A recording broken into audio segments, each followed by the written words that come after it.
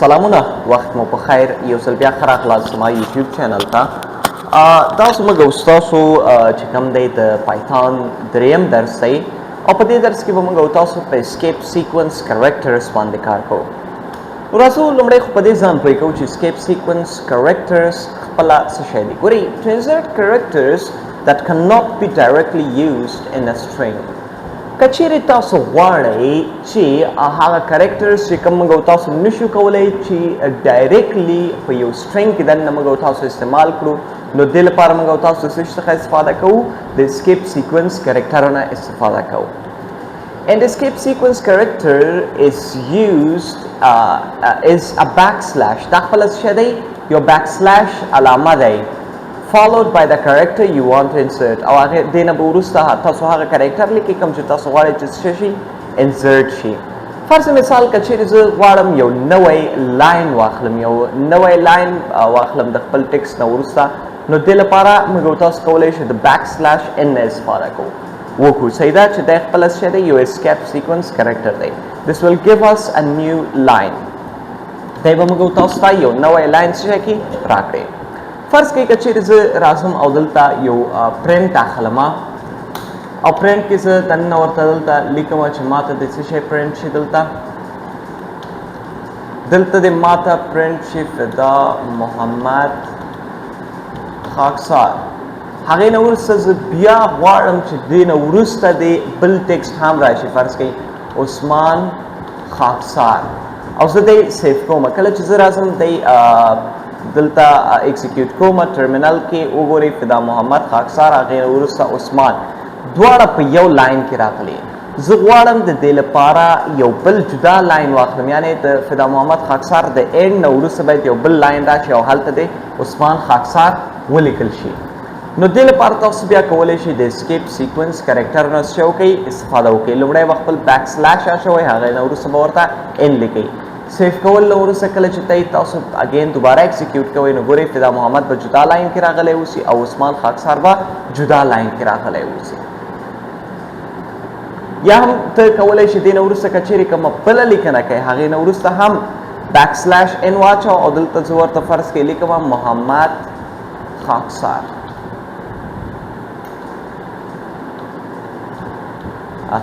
او زه دی سیف کومه کله چې زه راشم دی ایکزیکیوټ کومه نو ګورئ درې لاینو کې به دی راشي خو که چیرې زه همدغه چې کوم موږ سره اسکیپ سیکونس کریکټر دی دی زه له دې سایز څخه لرې کومه نو تاسو کولی شئ چې وګورئ دلته به بیخي سپیس لاین نوی ونه اوسي ټول به په یو لاین کې موږ سره راځي تاسو وګورئ درې واړه موږ سره په یو لاین باندې څه شول راغله همداسې که چیرې تاسو غواړئ چې یو ډبل کوډ واخلئ او یا هم یو سنګل کوډ واخلئ سوري دا کوډ دی صحیح ده کوډ نه دی صحیح ده ښه که چیرې تاسو غواړئ یو سنګل کوډ یا ډبل کوډ واخلئ نو دې لپاره هم تاسو کولی شئ د سیم طریقې نه استفاده وکړئ فرض کې زه غواړم فدا محمد ما تیار لیکلی دی او زه غواړم دغه خاکسار چې کوم دی دا په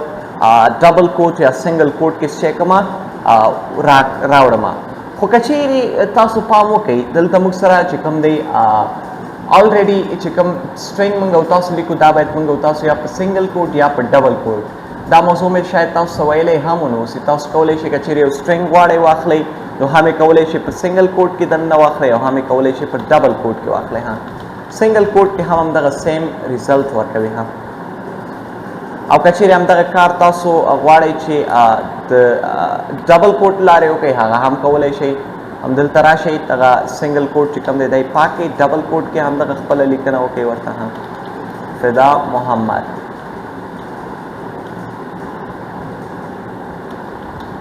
یعنې دواړه چې کوم دی سیم لیکنه دی صحیح ده زه راځم دی ایکزیکیوټ کوم نو ګورئ دواړه سیم لیکنې دي هېڅ فرق پکې نشته کولی شئ ته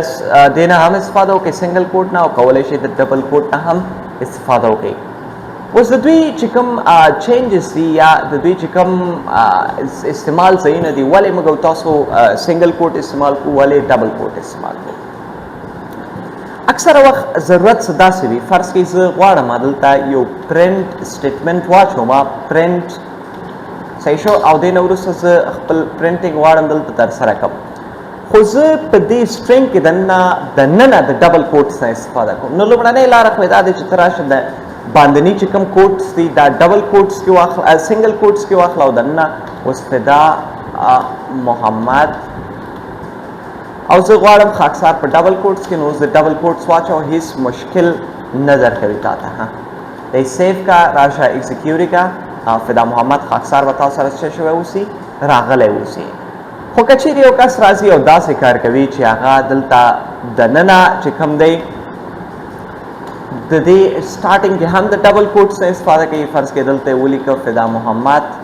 او دلته بیا د ډبل کوټس نه دننه بیا استفاده کوي، نو دی به موږ سره څه کوي، یو ایرر جوړوي. فرض کې زه راغلم دلته ما خاکسار ولیکه، د ایکزیکیوټ کې دا وایي خپله څه دی، یو ایرر دی.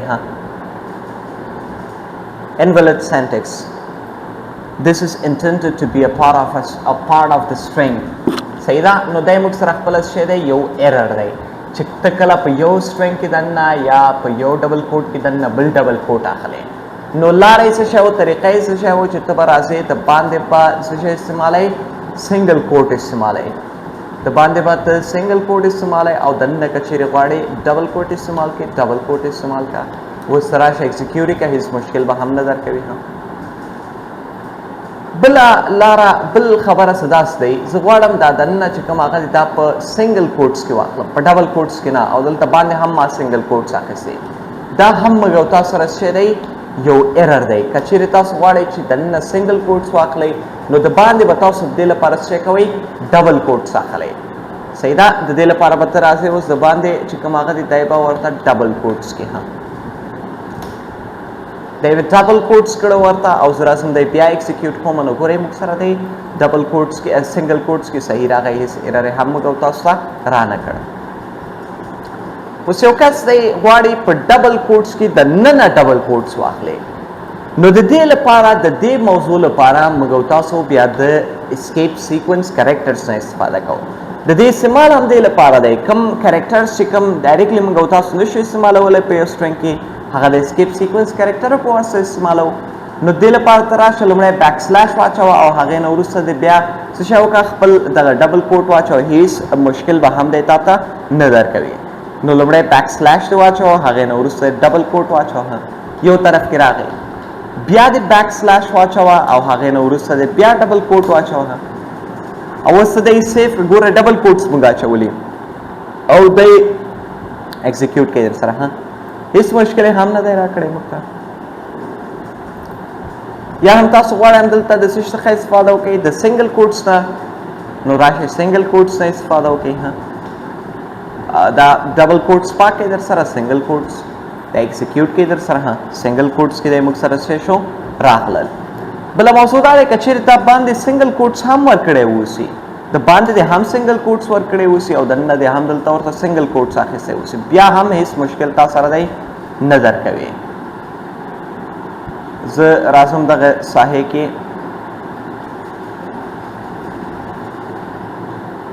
دغه ایرر دی څو ځلې مانه وشو، نه پوهېږم څه مشکل دی په دې کې.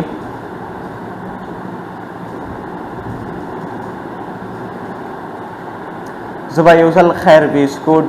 لرې کوم، بیا به یې دوباره راوړم. د دې کوم بټن موږ نه پریس کېږي، هغې نه وروسته دی څه شی کېږي، داسې حالات ته راځي. نو اوس دلته هم ورته څه شی کوم، د باندې طرف ته هم ورته څه شی کوم، د سنګل کوډ نه څه شی کوم، استفاده کوم.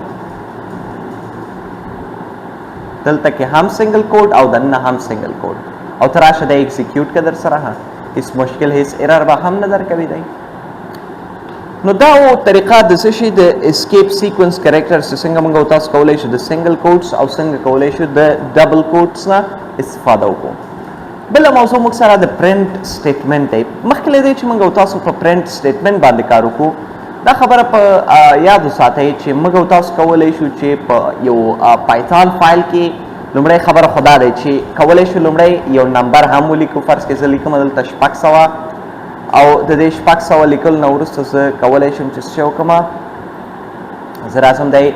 رن کوم، نو دا نمبر هم ما سره دلته شو کېدی شي. همداسې زه کولی شم یو پرنټ کې دننه ورته یو اشاریه دار نمبر هم واچوم چې په دې موضوعاتو موږ او تاسو وروسته هم کار کوو. فرض کې 600.65 صحیح شو. دی هم موږ او تاسو کولی شو واچو اشاریه دار نمبر، یا کولی شو چې خپل چې کوم ملټیپلیکیشن دی یا جمع ده تفریق دی دا عملیه هم دلته په پرنټ کې دننه له نمبر سره ترسره کړو. خو شرط پکې څه شی دی؟ په دې ټولو کې که چېرې ته یو نمبر لیکل غواړې شرط پکې دا دی چې تا به ته نه سنګل کوډ کې اخلې نه ډبل کوډ کې، ځکه سنګل کوډ او ډبل کوډ کې چې کله موږ او تاسو واخیسته دا بیا یو سټرینګ ته کنورټ کېږي، یعنې یو ټکس ته کنورټ کېږي. اوس زه غواړم 500 جمع 200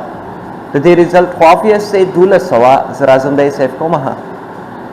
ریزلټ به دې موږ سره دلته څه کېږي شو کېږي. دا خو شوه د دې موضوع. که چېرې سټرینګ اخلو نو تاسو ته ما وویلې چې دوه لارې دي. یو تاسو کولی شئ د سنګل کوټ نه استفاده وکړئ، یو تاسو کولی شئ څه وکړئ د ډبل کوټس نه استفاده وکړئ. ډبل کوټس کې ما دلته ورته ولیکه دا د ډبل کوټس طریقه ده. ټیکس به همداسې ایکزیکیوټ کېږي او همداسې د دې چې کوم د سنګل کوټ دی هغه هم سیم کار کوي موږ سره. زه راځم دی ټول پاک کوم او دلته ورته څه کوم سنګل کوټس کې همدغه لیکنه څه کوم لیکم او دی سیف کوم. راشه ایکزیکیوټ یې کوي فدا هماغه ټیکس موږ سره څه شو راغلی دی. دا خو شته د دې موضوع چې څنګه موږ او تاسو کولی شو دغسې لیکنې ترسره کړو. بل موضوع دا دی چې په یو پرنټ کې دننه موږ او تاسو کولی شو ملټیپل هغه هم واخلو. فرض کې زه راځم لومړی چې کوم دی په دې کې یو لیکنه کوم، زه په ډبل کوټس کې ورته دلته لیکم چې فدا ان یعنې فدا محمد کاما اچول نه وروسته په دې یو پرنټ کې ته کولی شي بل لیکنه هم واچوئ. فدا محمد مې ولیکه، دې نه وروسته زه راځم نمبر ورته لیکم 600. دې نه وروسته زه ورته 2 عدد جمع کوم 300 جمع 1400. بیا کاما اچوم، بیا اینډ کې ورته یو بله لیکنه کوم، دلته ورته لیکم عثمان خاکسار او زه راځم دی پرنټ کوم. پرنټ کول نه وروسته به دا ټولې لیکنې موږ سره دلته څه کېږي راځي او پرنټ کېږي به. نو د دې سپریټر چې کوم دی سوري د دې چې کوم هغه کېږي سپریشن کېږي د یو هغه نه ټکس نه وروسته د بل ټکس یا د یوې لیکنې نه وروسته بله لیکنه د یو هغې چې کوم دی هغه کار موږ او تاسو د کاما په واسطه څه کوی شو ترسره کوی شو. په دې کې اوس پرنټ سټیټمنټ کې موضوع موږ سره لومړنی د سپریټر دی. ګورې دغه لیکنې کوم چې موږ او تاسو یو ځای ولیکلې صحیح ده او د دې ترمنځ چې کوم دی سپیسز موجود دي، فاصلې موجودې دي.